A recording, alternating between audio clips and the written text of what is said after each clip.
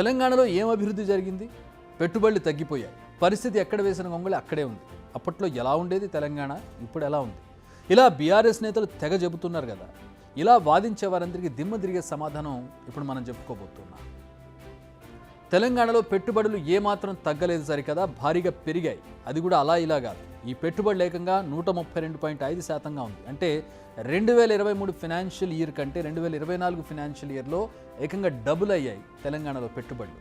2023 financial ఇయర్లో $1.3 billion పెట్టుబడులు రాగా 2024 ఫినాన్షియల్కి వచ్చేసరికి అది $3 బిలియన్ చేరింది. డబ్బుల రూపంలో చూసుకుంటే దేశంలో 5వ ప్లేస్లో ఉండగా గ్రోత్ రేట్లో చూసుకుంటే 132%తో మన దరిదాపుల్లో కూడా ఎవరూ లేరు. మీరు అనొచ్చు, తెలంగాణలో కాంగ్రెస్ అధికారంలోకి వచ్చి 6 నెలలే అయింది కదా, ఈ క్రెడిట్ మొత్తాన్ని కాంగ్రెస్ గవర్నమెంట్కి ఎలా ఇస్తారు? బట్ ఉంది, దానికి కూడా ఒక రీజన్ ఉంది. కాంగ్రెస్ అధికారంలోకి వచ్చి రేవంత్ రెడ్డి సీఎంగా ప్రమాణ స్వీకారం చేసిన వెంటనే దావోస్లో పర్యటించారు. మీకు గుర్తుండే ఉంటుంది.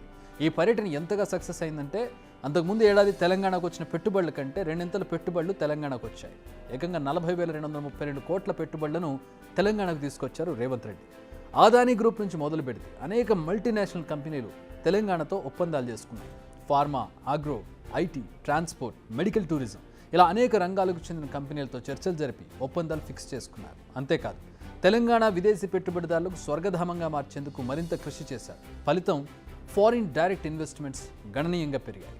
అంటే తెలంగాణ కంటే ఇతర రాష్ట్రాలకు పెట్టుబడులు రాలేదా అంటే వచ్చాయనే చెప్పాలి. ఎఫ్డీఐ సాధించిన రాష్ట్రాల లిస్టులో టాప్ ప్లేస్లో ఉంది గుజరాత్. 2023లో $4.7 బిలియన్ పెట్టుబడులు రాగా 2024 వచ్చేసరికి అది $7.3 బిలియన్ చేరింది. కానీ గ్రోత్ రేట్ చూసుకుంటే మాత్రం కేవలం 54.9% మాత్రమే ఉంది. ఆ తర్వాత మహారాష్ట్ర, తమిళనాడులో కూడా పెరిగాయి. మహారాష్ట్రలో $0.3 బిలియన్, తమిళనాడులో $0.2 బిలియన్ మాత్రమే పెరిగాయి. కానీ తెలంగాణలో మాత్రం 2 ఇంతలు పెరిగాయి పెట్టుబడులు.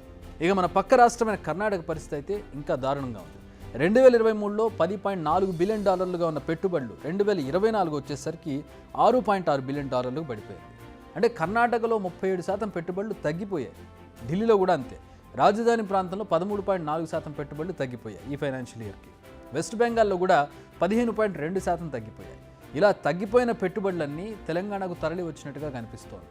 అంతేకాదు మహారాష్ట్ర, తమిళనాడుకు వెళ్లాల్సిన అనేక పెట్టుబడులు కూడా తెలంగాణకు డైవర్ట్ అయినట్టుగా కనిపిస్తోంది. మరి ఇదంతా ఎందుకు జరుగుతుంది? ఊరికైతే జరగదు కదా. తెలంగాణను పెట్టుబడిదారులు ఎందుకు స్వర్గధామంగా భావిస్తున్నారు? ఎందుకు తరలి వస్తున్నారు? ఎందుకు ఇలా $1 బిలియన్ కుమ్మరిస్తున్నారు? వీటికి ఆన్సర్, వారికి ఇక్కడ అన్ని ఫెసిలిటీస్ అందుబాటులో ఉన్నాయి. అంతేకాకుండా ఎలాంటి ఇబ్బందులకు గురి చేయకుండా రెడ్ కార్పెట్ పరిచే ప్రభుత్వం ఉంది కాబట్టి ఎక్కడైతే ఫ్రెండ్లీ ఎన్వైరన్మెంట్తో పాటు గవర్నమెంట్ సపోర్ట్ ఉంటుందో అక్కడే తమ కంపెనీలను, పెట్టుబడులను పెట్టాలని చూస్తారు ఇన్వెస్టర్స్. అందుకే హైదరాబాద్కు తరలి వస్తున్నారు. రాష్ట్రాల వారీగా చూస్తే కొన్నిటికి గుడ్ న్యూస్, కొన్ని రాష్ట్రాలకు బ్యాడ్ న్యూస్. ఇక నేషనల్ వైడ్గా చూస్తే మాత్రం ఇండియా పరిస్థితి దారుణంగా ఉందని చెప్పాలి. ఎందుకు ఈ మాట అనాల్సి వస్తుందంటే 2022లో ప్రపంచంలో 8వ స్థానంలో ఉన్న ఇండియా 2023 వచ్చేసరికి 15వ స్థానానికి పడిపోయింది. ఒక్క ఏడాదిలో ఏకంగా 43% ఎఫ్డీఐలు తగ్గిపోయాయి. 2022లో ఇండియాకు $49.38 బిలియన్ ఎఫ్డీఐలు రాగా 2023లో అది $28.16 బిలియన్ పడిపోయింది.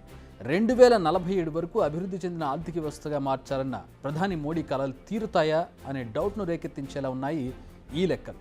అయితే కాస్త సంతోషించాల్సిన విషయం ఏంటంటే greenfield projects, international projects, finance డీల్స్లో మాత్రం టాప్ 5లో ఉంది ఇండియా.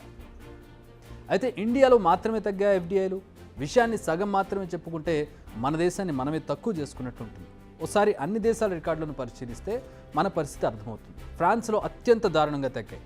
తర్వాత లిస్టులో ఆస్ట్రేలియా, చైనా, అమెరికా, ఇండియా ఉన్నాయి. ప్రపంచవ్యాప్తంగా కొన్ని దేశాల్లో తప్పిస్తే అన్ని దేశాల్లో ఎఫ్డీఐలు తగ్గాయి.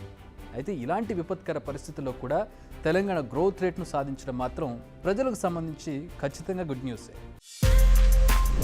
బిగ్ టీవీ అవుట్లుక్ కథనాలు నచ్చితే వెంటనే బిగ్ టీవీ ఛానల్ ను సబ్స్క్రైబ్ చేయండి.